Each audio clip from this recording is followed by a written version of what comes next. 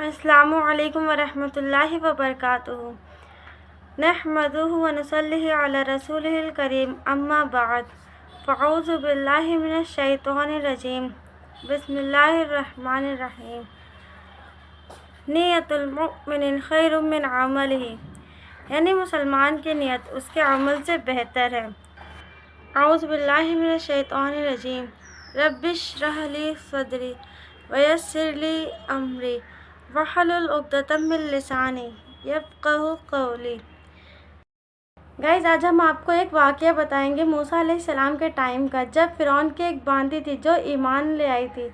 جب فرعون کو یہ بات پتہ چلی کہ اس کی ایک باندی ایمان لے آئی ہے، تو دیکھیے ایمان جو ہوتا ہے وہ چھپ نہیں پاتا ہے، کوئی بھی بات چھپ نہیں پاتی ہے۔ تو جب فرعون کو پتہ چلا کہ وہ باندی موسیٰ علیہ السلام کے رب پر، یعنی ہمارے رب پر، اللہ تعالیٰ پر، تمام جہانوں کے رب پر، اللہ تعالیٰ پر ایمان لے آئی ہے، تو اس نے ایک پلان بنایا کہ وہ ایک کڑھائی میں ایک دم بالکل کھولتا ہوا تیل اس نے ڈلوایا، اور اس کی 2 بچیاں تھیں، ایک تھوڑا سا بڑی تھی جو 10-12 سال کی تھی، اور ایک دودھ پیتی ہوئی تھی جو بالکل نہ بول سکتی تھی نہ حرکت کر رہی تھی، بس بہت چھوٹی تھی۔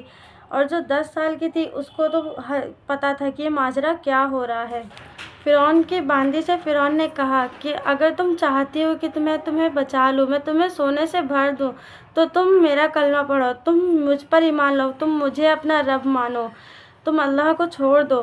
تو اس نے کہا نہیں، میں تم پر ایمان نہیں لاؤں گی، میرا رب اللہ ہے، تمہیں جو کرنا ہے تم وہ کرو، میرا رب اللہ ہے، میں اللہ سے ڈرتی ہوں، میں اللہ سے ملنا چاہتی ہوں۔ فرعون نے کہا کہ تم آخری بار سوچو۔ فرعون ہی پوری دنیا میں آج تک کے ٹائم میں ایک ایسا بندہ تھا جس نے خود کو اللہ کہا تھا، جس نے خود کو رب کہا تھا۔ آج تک ایسا کوئی بھی نہیں آیا جس نے کہا ہو کہ میں رب ہوں، میں نے پیدا کیا ہے دنیا، میں نے دنیا بنائی، صرف وہی ایسا تھا۔ پھر فرعون نے اپنی باندی سے کہا کہ تم اگر مجھ پر ایمان لے آئی، تم نے مجھے اپنا رب کہا تو میں تمہیں بچا لوں گا، میں تمہیں سونے سے بھر دوں گا۔ لیکن اس نے کہا نہیں، میرا رب اللہ ہے، تمہیں جو کرنا ہے تم وہ کرو، مجھے خوف نہیں ہے کہ تم کیا کر رہے ہو، تم کیا میرے ساتھ کرو گے، تمہیں جو کرنا ہے وہ کرو، میرا رب اللہ ہے۔ فرعون نے کہا تم ایک بار پھر سے سوچ لو، تم موسیٰ علیہ السلام کے رب کو چھوڑ دو، تم مجھے اپنا رب مانو، میں تمہاری زندگی بخش دوں گا، وہ کہتا ہے نا کہ بے شک میں ہی زندگی دینے والا ہوں۔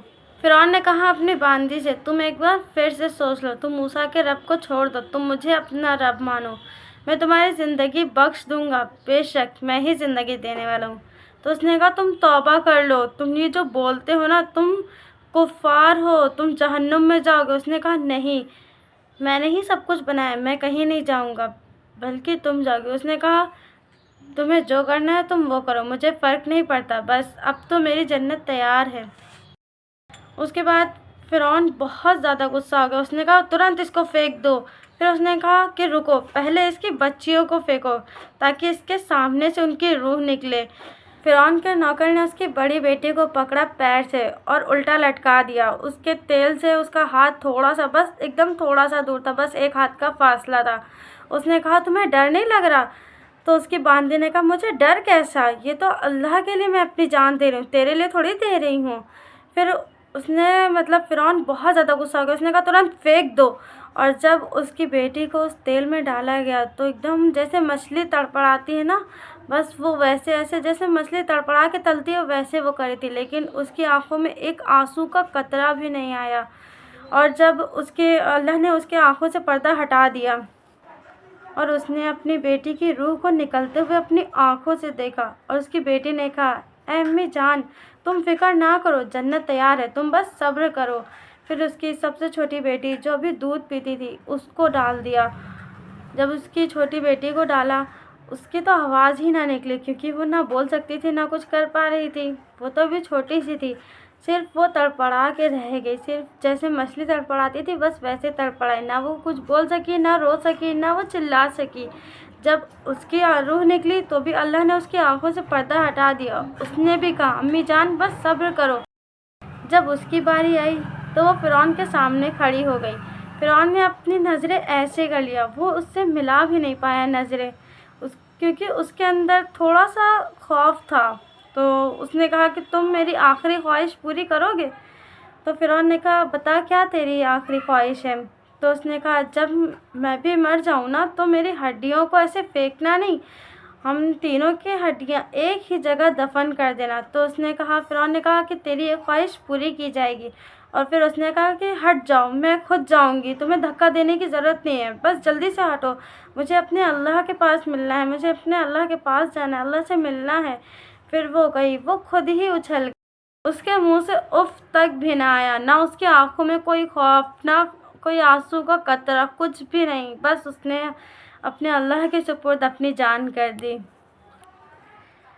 پہلے چمڑا ہٹا پھر ہڈیاں گلی، پہلے چمڑا ہٹا پھر گوشت گلا پھر ہڈیاں بچی۔ فرعون نے ان تینوں ہڈیوں کو وہیں دفنا دیا۔ فرعون نے نہ جانے کتنے گناہ کیے، اس کا سب سے بڑا گناہ یہی تھا کہ اس کا خود کو رب کہنا، اللہ کے ساتھ خود کو شریک کرنا۔ ہم تو چھوٹا سا شریک کرتے تو بھی ہم جہنمی ہوتے، اس نے تو ڈائریکٹلی خود کو اللہ کہا تھا۔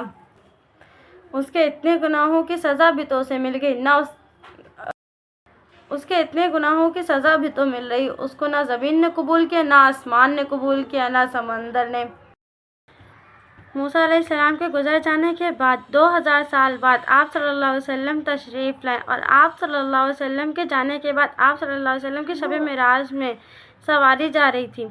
وہ مصر کے پاس پہنچی تو آپ صلی اللہ علیہ وسلم نے فرمایا جبریل امی سے کہ یہ جنت کی خوشبو کہاں سے آ رہی ہے؟ تو جبریل امی نے فرمایا کہ یہ خوشبو مصر سے آ رہی ہے۔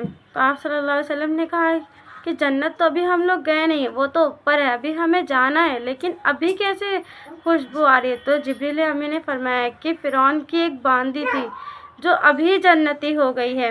تو آپ صلی اللہ علیہ وسلم نے کہا وہ کیسے؟ تو جبریل امی نے یہ واقعہ بیان کیا۔ سبحان اللہ۔ السلام علیکم ورحمۃ اللہ وبرکاتہ۔